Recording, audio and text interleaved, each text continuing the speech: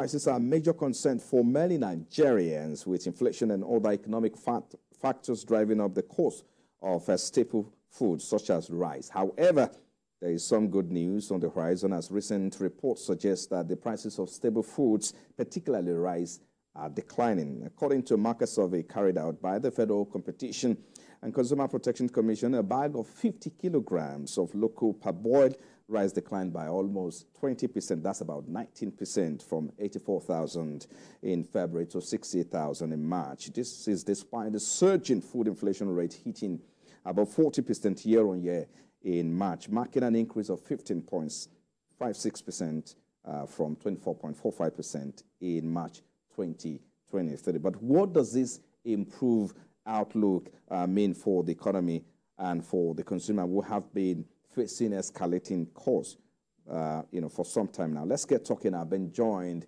by farmer and head of farm management commodity trading at Corporate Farmers International Limited, Prince Adeajayi. Thank you for joining us. It's good to have you live in the studio. Thank you so much, Franz. Okay, let's get started. I understand, of course, the Naira has been gaining recently against the dollar, but of course, this is amid inflation that is also surging. One expects that since the Naira is gaining against the dollar, naturally the prices of food should drop. Why do you think this is different? Thank you so much, Frank. It has to be different because of so many factors. And one of the factors is that we need to look at, first of all, we need to commend this government the way they are getting into making sure that inflation, the current prices, and the dollar rate and every other thing is going on the way it is going on. And there's going to be a stability. But when you now talk about the correlations to what? To the food prices, which is, when you talk about food, he said that without me, don't talk of anything. Food is number one. But when you're talking about this correlation, it has to be with our policy. The level of production is very, very important. But the policy of government in palliatives, these are the area many, people, in Nigeria don't really understand. We have farmers that are very limited in their own space. And we now also have a federal government, state government, local government, NGOs, because of the palliative of the shortfall in the oil sector. That we are talking about the high price of buying, diesel and petrol and every other thing, jumped up a lot of, the prices of these commodities. Right. But we are now looking at it that the federal government, state government, NGOs mopped up all that are reserved and distribute it free for all Nigerians, to majority of Nigerians who are less privileged in getting food and every other thing. Who are the people? Because the numbers of farmers that are producing all these things, a lot of factors hinder them in order to reproduce and make sure that, so there's no way we can juxtapose or bring it together that so far that the dollars, gone down in the market and we are not going to have, the same price, the price, differences in the area of food prices. It can never happen. But thank God we are going into new farm season now, and we will continue to talk about what government should do in order to make sure that we have a mass production of food and to mitigate the challenges that are facing all these hindrances that are facing the production of food in Nigeria, and we'll be able to provide solutions. So let me get a point. The point is that the intervention, are you saying that the intervention of the government has not yielded enough result in the agri sector? Is that what you're saying? When you talk of intervention of federal government, this is a new government right now. It's very new. And we are talking about it. The intervention of federal government is yielded a lot of result. But we are talking about, if not because of palliatives, immediately when you have, as a head of commodities, you go to all this northern part of Nigeria, the eastern part of Nigeria in the area of palm oil and every other thing, the farmers or the aggregators we already loaded this thing inside the warehouses. And I'm telling you the truth, when you buy this thing from off-takers and take it inside your warehouses and every other thing, we are expecting when the government or when the buyers will come to buy it. But at this time around, federal governments are buying, state governments are purchasing all these things and distributing it free. But isn't that supposed to impact on the prices if the government comes in and says, look, we're taking this off you farmers, and of course distributing because of the intervention as a result of the surge in the prices of food, of these commodities? Isn't that supposed to impact on the price in the marketplace? It's not, because we have the huge population. All right. Very huge population. I know, as I'm talking to you, I don't know from your own side and everywhere that I can see a lot of people and a lot of us that are into commodity supplying all these federal government, state governments, and everywhere that. But we are talking about 250 million people. How many, of the production or the one we have inside the warehousing that we already stocked, that they already mopped up? We are talking about a mass production this time around, because it was those one. You can even get what we call, when federal government talks about releasing the reserved, you don't understand what I'm saying, to make sure that they mitigate this problem and make sure that things get better. But when you are talking about that, the production is very, very important. It's not going to reflect on the price of the food. But if not because of that, you will have seen because you know that another price and another government, another season is coming, and you need to reproduce. And when you need to reproduce, you need to sell the one inside your warehouse and everything. But already mop it up, and a few families are producing. So what do you want to do? Let me play this video for you. I mean, there's it. We had, the chairman, of course, the director, the DG of the FCCPC yesterday on the show, and he was talking about the role that some of these market association plays, and some of them have taken advantage of. They are taking advantage of the situation. So what do you have to say about that? Because there's something, we talk about government intervention, which is supposed to ameliorate, the hardship. And of course, we have also seen that market association are also trying to, according to him, more like a sabotaging the federal government effort as well. What do you have to say? But let's quickly take, that, of course, that statement, and then we'll get back to this conversation. The investigations we carried out only yesterday, as we said, our operatives will be in markets, both informal and formal, and we are good to report that things have started coming down, rise by as much as 19%.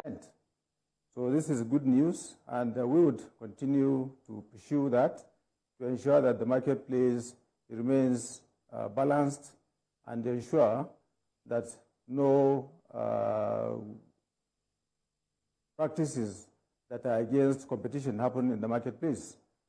Essentially, the price of goods rose because of some practices that we found unpalatable that were being carried out by some of the market agents. This has to do especially with market associations and supermarkets also. But we have the experience, we have technical know-how. We know what we did during the COVID-19 pandemic, when we went into supermarkets, looked at their records, found out how much they bought goods for, how much they sold them for, took into consideration, of course, replacement value and things like that. But now replacement value has come down. So we have every reason to also talk to the markets to get these items to come down. Well, there you have it. He was talking about the role they are trying to play to bring down the price of commodities in the market. And that is why, the price of rice has dropped by 19%, according to him. And you see the effort they are playing, with some of the things they are doing in the market. So what do you have to say about some of these market associations, the role that they should play? Because we talk about, partnership with the private sector. When you talk about the market players, those who are already as aggregators, commodity traders, and everything, we need them. And that is why when you look at the plans of President Tinubu in the area of agriculture, it's talking about a commodity board. And this is the only way we can really regulate this. And like I've told you, in the area of business, in the area of agribusiness, when you talk of the commodities, we still need them. But the control of this commodity board with the federal government policy in line, all these things are still, this is a new government, I'm telling you the truth. This is a new government. We need to really come together and make sure that the reflection of federal government policy concerning any commodity in agri sector needs to be well organized. We talked about the ecosystem of it, from production to processing, from processing, to warehouse to processing house and every other thing. I'm telling you the truth that by the time all this policy comes together in a such a way that we have a policy document that no market players can just play over the intelligence of because before everybody we are just on our own. You are doing on your own, you as an aggregator, you are doing on your own as a farmer and everything. But the major challenges was that they already mop up all these things. Though it's going to come down. You are talking about the rice now. Can I tell you something about the rice? When you see the price of local parboiled rice going down, we are on the feed. I'm telling you that the reopening of the border of Niger, because let me tell you the truth, when you talk of the rice that 250 million people will consume, is huge. Look at Immortal Rice there. So because we have the network from here to Burkina Faso, to Togo, and every other thing, this is area, together with Kebbi, Niger, and every other thing, to bring down the paddy rice for the millers in Nigeria. We have nothing less than 25 rice mill in Nigeria up to today. But the farmer to farm, come together to power this rice mill. We need a very good government, when you talk about government support to make sure that all this work in line in order for... We'll talk about rice in a moment, the prices of rice that is dropping. Yeah. But let's talk about, you made mention of, price control and all of that. Yeah. Are you suggesting that? I know because the government have also talked about why they don't have to interfere in the prices of commodities or, bring about price control mechanism and all of that. Are you suggesting that we should have something like that in place? I think with the commodity board, we are going to have it. Because let me tell you what was happening in the early 80s. You will see agric extension services coming to our farm that said, okay, you are producing this cocoa, in the cocoa plantation.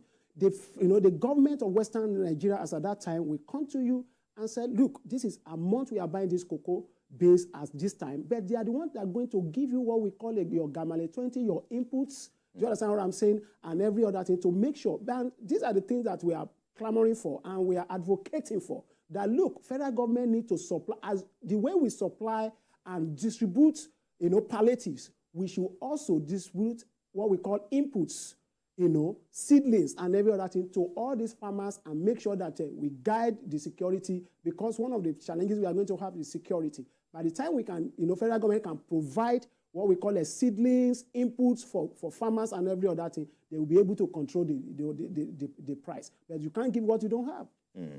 I know that we've seen a lot of intervention from the federal government in the agri sector. Recently, we saw the CBN distributed about, hundreds of thousands of fertilizers in that regard. Even the government is also intervening. So what more do you think the government can do to address the cost of food, for consumers in Nigeria? Number one is security. Let me tell you, 75% of farmers, rural farmers, produce what we are into large-scale, farming in the area of, a production of maize and soybeans in my own company, Corporate Farmers International. But we are talking about all these rural farmers that you can, cultivate 1 acre, 2 acres, and every other thing. Because I'm a part of commodity and know how to aggregate it for, we are talking about a backward integration in order to make sure that you have what we call, inputs. Let federal government make sure that they support these farmers with inputs, seedlings that they can plant. And when you have it that way, look at what is going on. But I thought the government is already doing that. No, it's that this government is new. It's very, very new. I'm talking about... We've seen a lot of intervention since he came into power, yeah. Last year. And we've seen his intervention, over 200 billion to MSME sectors. And part of those MSME operators are farmers as well. So we thought that some of these interventions, they should begin to take advantage. Agriculture has a lifetime, lifespan. This, the government entered May 2029. As at that time, we already started, producing what we are hitting as at now. This is the first farming season of this present government. And that's why we are clamoring. And look at what is happening in Niger right now. Over 1,000 tractors. Over 1 million clearing of all these things. By the time state government Castina, Kebbi, Jigawa, in Kazare, in Aleru, in Kebbi, and every other thing. By the time we come together, but one of the things that we need most is this security. Let us make sure that the federal government make sure that the rural farmers... I get your point. Let's look at a few things before I let you go, because you have a lot to discuss. Okay. If you look at the agriculture organization, that's Food and Agriculture Organization, FAO, is saying that Nigeria is the largest producer of rice, producing about 8.43 million tons annually. Following Egypt, you have Madagascar in that category, you have Tanzania and Mali. So why do you think we are having this challenge of not having enough of rice, especially rice, because this is the commonly consumed food in Nigeria? So why do you think we're not having enough, even though we are producing about 8.43 million metric tons annually? And we are not yet start producing much. Even this number is, when you compare to the population that you want to feed with rice. Rice alone can employ more than 5 million, youth farmers. Look at Immortal Rice. They're third largest in the east, in the east of Africa, in the rest of the world. But we are talking about a structure that will make these farmers, and I could hear Governor Sanwo-Olu's talking about how to partner with other states in order to make sure that we plant a lot of paddy that will power that, we already have a lot of, I've told you before that we have more than 25 large-scale, rice mill right now, as I'm talking to you. But we are talking about the production, the primary production of a paddy is very, very challenging. We, as an aggregator, we move even right from Nigeria down to Burkina Faso, Togo, and every other thing to make sure that we bring down to Nigeria. And Nigeria, we need to invest more, and we need federal government intervention. During one of the meetings that Governor Sanwo-Olu had with, like a town hall meeting with media, he's talking about the federal government should try to make sure that they import paddy rice, to start powering, this Immortal Rice. It's very, very important so that the things continue to, continue to operate while the state that can support Lagos State to power this, multi-billion naira, rice mill. And because of this, security is the number one. Security. So you're talking about challenges. A lot of challenges. Security is number one. Look at Kebbi. Kebbi is producing a lot.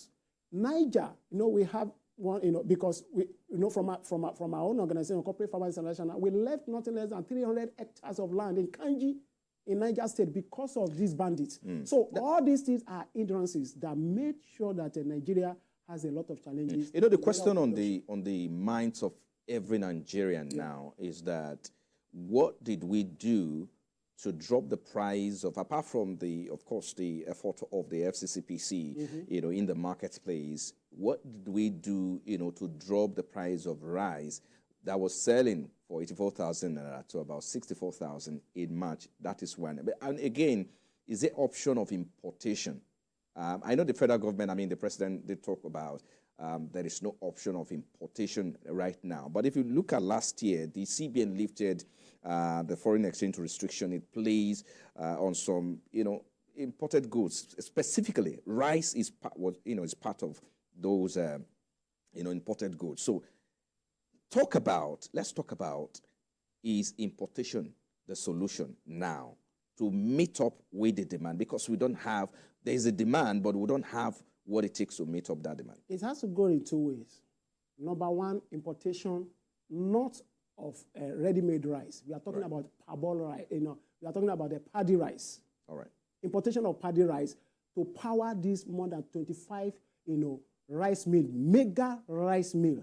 And as we are doing that, not ready-made rice, like the one that they are taking through the borders and every other thing, let us make sure that in Nigeria, we import what we call a paddy rice that can power all this, while we continue to have a policy that will make the government to come together, the local government, the state government, and the Lagos State can say, okay, Kebbi, how many paddy rice are you giving to me?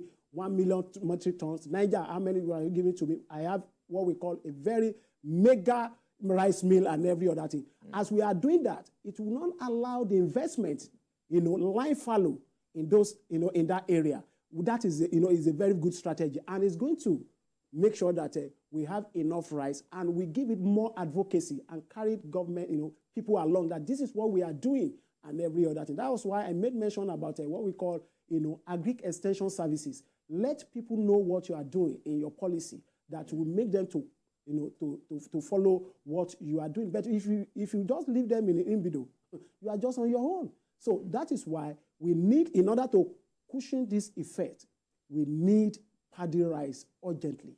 And I'm telling you, because as long as we are continue to make sure that, Thailand, what's the number of of land that Thailand has? I'm a member Nigeria Thai Chamber of Commerce.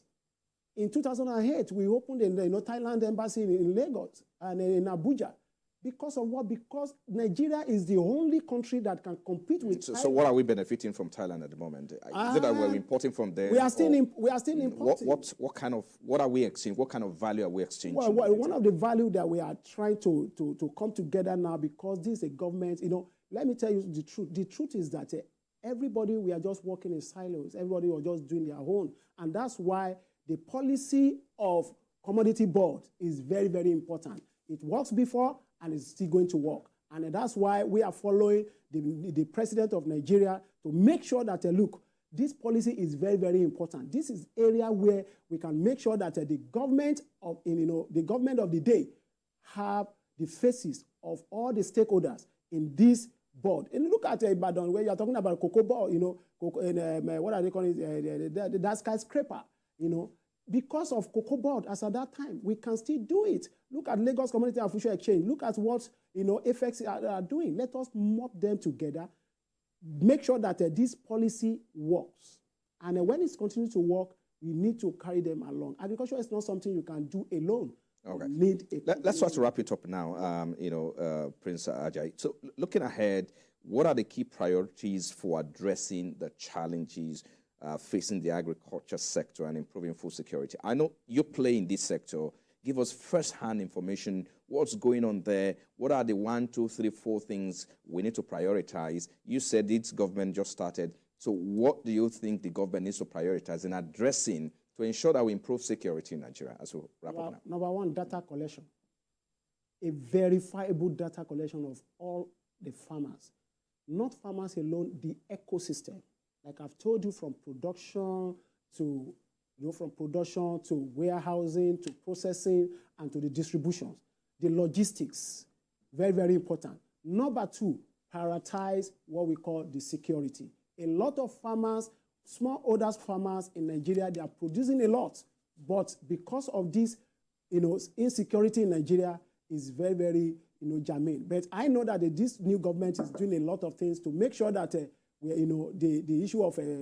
issue of security is being handled very well, very soon. And we surely believe that farmers, majority of our farmers are dying every day. They are dying every day, and we need a situation where we can protect them.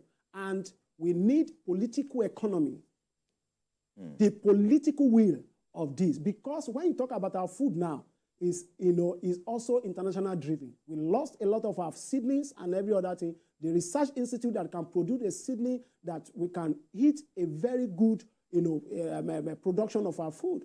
I'm telling you the truth, and I conducted a research very soon that, just of recent, that when you look at, you yourself, you can just look at it when you just going up as those women that have, roasted barley, this plantain, roasted barley, plantain, roasted.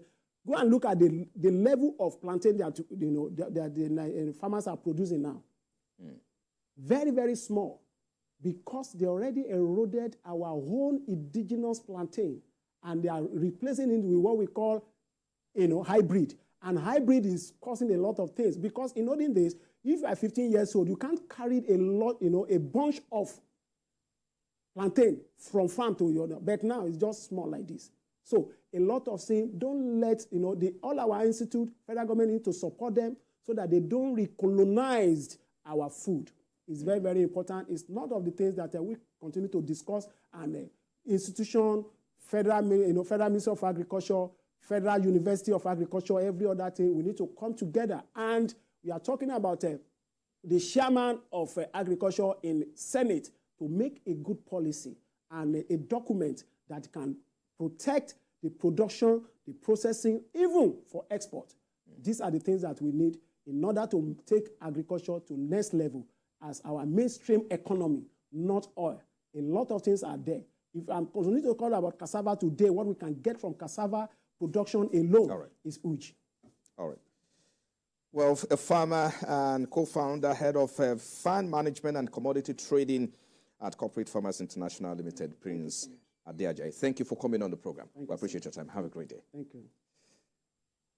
You're still watching Business Nigeria, coming to you live from our studios. The Nigerian Institute of Public